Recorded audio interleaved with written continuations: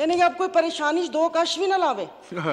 तमाम देरीना निस्बतों से गुरेज करके नए वतन को वतन कहेंगे, ये तय हुआ था। चूरा नहीं बेचना था महाजर का। अस्सलाम वालेकुम। सियासत टीवी के मौजूद नाज़रीन, पाकिस्तानी दबंग सियासतदान जिसने 2018 से लेकर 2023 की असम्बली में पहली मरतबा एंट्री की और 5 साल अवाम के इश्यूज और मसाइल पर खुलकर बात की, बल्कि हकीकत में अवाम की तर्जुमानी की, हमेशा हक सच की बात करती थी। वो नाम था सायरा बानो का। सायरा बानो एक नया चेहरा, नया नाम और नया अंदाज। सायरा बानो अपने मखसूस अंदाज की वजह से हर एक की फेवरेट बन गई। जब इमरान खान साहब की हुकूमत थी तब भी वो अपोजिशन में थी, और जब इमरान खान साहब का डाउनफॉल शुरू हुआ और खान साहब के हक में बोलने वाला कोई नहीं था, किसी में जुर्रत नहीं थी। कौमी असम्बली में नामालूम अफराद के मुतालिक अगर कोई बात करता था तो वो सायरा बानो थी। आज की इस वीडियो में उस मुजाहिद औरत के मुतालिक आपको इन्फॉर्मेशन देंगे। मालूमात है तो नामुकम्मल, लेकिन उम्मीद करते हैं सायरा जी के मुतालिक जितनी भी इन्फॉर्मेशन मिलेगी आपको अच्छी लगेगी।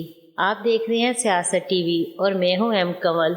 मेरे इंस्टाग्राम का लिंक डिस्क्रिप्शन में आपको मिल जाएगा, आप चाहें तो फॉलो भी कर सकते हैं। सायरा बानो का ताल्लुक पंजाब के ज़िला सादकाबाद से है। ये ख़ानदान क़याम पाकिस्तान के वक्त भारत के ज़िला जलंधर से हिजरत करके आया था और सादकाबाद में आकर रिहाइश इख्तियार कर ली। सायरा बानो की उम्र इस वक्त तकरीबन 47 साल है। बचपन शादापुर, जो डिस्ट्रिक्ट सांगर का एक शहर है, वहाँ पर गुजरा। बहुत छोटी सी उम्र में सिंध आ गई थी।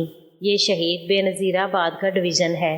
स्कूल मुकम्मल करने के बाद कराची आ गई और यहाँ से कॉलेज और यूनिवर्सिटी में दाखिला लिया। सायरा बानो थी तो पंजाबी, लेकिन बाद में सिंधी बन गई।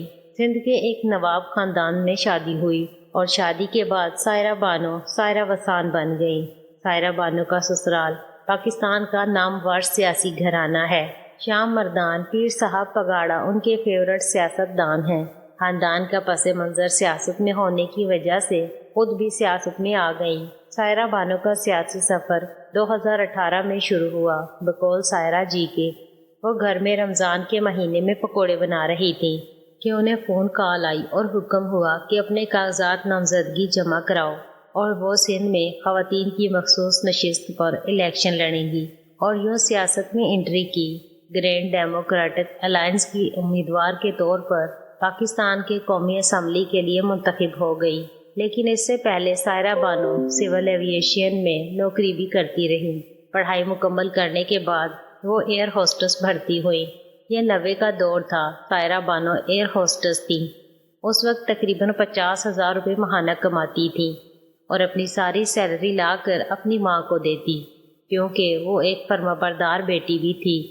गालबन वहीं से कलीम मुल्ला वसान से मुलाकात हुई और दोनों की शादी हो गई। सायरा जी के शोहर का नाम कलीम मुल्ला वसान है, जो बहुत सपोर्टिव हैं, जिसने हर मौके पर अपनी वाइफ को सपोर्ट किया, बल्कि वो अपनी वाइफ पर फख्र करते हैं। सायरा जी ने जब कौमी असम्बली में स्मोकिंग के मुतल्लिक आवाज़ उठाई, जब सिगरेट पर भारी टैक्स लगाया गया था, तो सायरा जी ने असम्बली में कहा था कि अब बंदा परेशानी में 2 कश भी ना लगाए। लिखा तो होता है कि सिगरेट नोशी सेहत के लिए मुज़िर है, लेकिन अब पीते हैं लोग, यानी अब कोई परेशानी में 2 कश भी ना लावे। इस बयान के पीछे असली वजह ये थी कि सायरा जी के शोहर भी सिगरेट पीते हैं, और जब उनके शोहर ने उनसे गिला किया कि तुम्हारी असम्बली में सिगरेट नोशी पर भारी टैक्स लगा दिया है, तो सायरा जी ने अपने शोहर के दुख और परेशानी को जहन में रखते असम्बली में इस इशू को हाईलाइट किया। मुकम्मल घरेलू खातून हैं। असम्बली ख़त्म होने के बाद अब मुकम्मल वक्त घर को देती हैं, क्योंकि पिछले 5 साल वो घर के मामलात से दूर रहीं। सायरा जी के 2 बच्चे हैं, एक बेटा है और एक बेटी है। बेटा माशाल्लाह जवान है, जिसने मास्टर कर लिया है।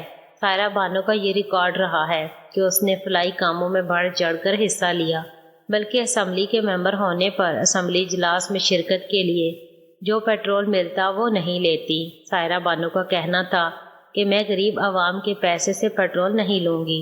जब फ्लड रिलीफ फंड में सायरा बानो की तनख्वाह काटी गई तो उसने बहुत शोर किया और जो तनख्वाह की कटौती हुई थी उसे वापस लिया और वापस लेकर अपनी सारी तनख्वाह फलाई इदारे को दे दी। جو اس وقت موقع پر کام کر رہے تھے۔ کتابیں پڑھنے کا شوق ہے۔ ممتاز یوسفی، ممتاز مفتی اور سعادت حسین منٹو کو پڑھنے کا شوق ہے۔ متنصر حسین تارڑ صاحب کی فین ہے، ان سے ملاقات کی خواہش ہے۔ اسمبلی میں سائرہ بانو کی سپیچ کو نہ صرف اپوزیشن انجوائے کرتی تھی بلکہ حکومت بھی سائرہ بانو کی تنقید کو خوشی سے سنتے تھے، کیونکہ ان کا انداز بیاں بہت ہی خوبصورت تھا۔ کڑوی سے کڑوی بات کو اتنے پیارے انداز میں کرتی کہ جن پر تنقید کی جا رہی ہوتی تھی وہ بہت اچھے انداز سے اس تنقید کو سنتے۔ سائرہ بانو جی اب مکمل گھریلو زندگی گزار رہی ہیں۔ نیشنل اسمبلی کی مدت ختم ہو چکی ہے۔ کیا سائرہ بانو جی دوبارہ اسمبلی کا حصہ بنیں گی یا نہیں؟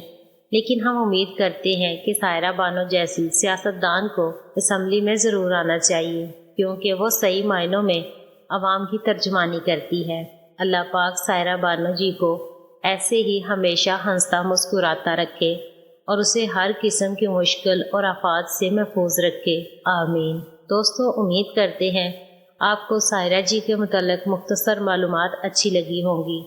چینل پر اگر نئے ہیں تو اسے فوری سبسکرائب کر لیں اور ساتھ دیے گئے بیل کے بٹن کو بھی پریس کر دیں۔ ملتے ہیں ایک نئی ویڈیو کے ساتھ، تب تک اپنا اور اپنے گرد و نواح کے لوگوں کا خیال رکھیے گا۔ اللہ حافظ۔